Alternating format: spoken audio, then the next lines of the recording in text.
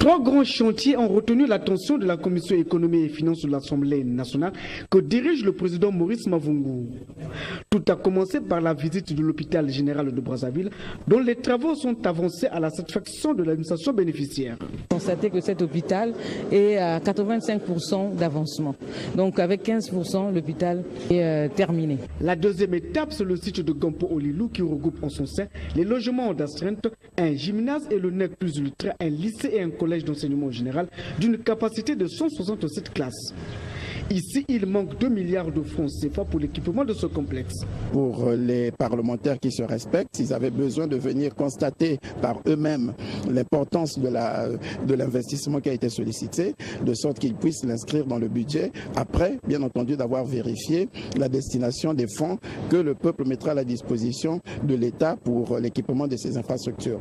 La troisième et la dernière étape, le Centre international de conférence de Kintele. Un joyau qui comprend un hôtel 5 étoiles de 200 lits, un palais de congrès de plus de 1500 places, une salle de banquet et autres construits en 12 mois seulement. Avec ce site, le Congo va renforcer son rayonnement international. Nous pensons qu'en ramenant les députés à leur demande d'ailleurs ici, nous montrons effectivement que nous gouvernons par la preuve sur le travail exécuté, que nous leur amenons à faire et à faire avec nous les bons choix dans cette période d'austérité, dans cette période difficile, de faire les bons choix pour que nous allions progressivement vers la diversification de l'économie nationale.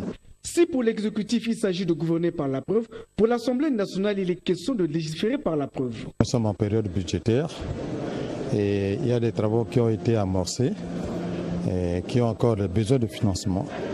Et quand les différents ministres viennent l'exprimer au niveau de la Commission économie et finances, il arrive parfois que nous y mettons des doutes.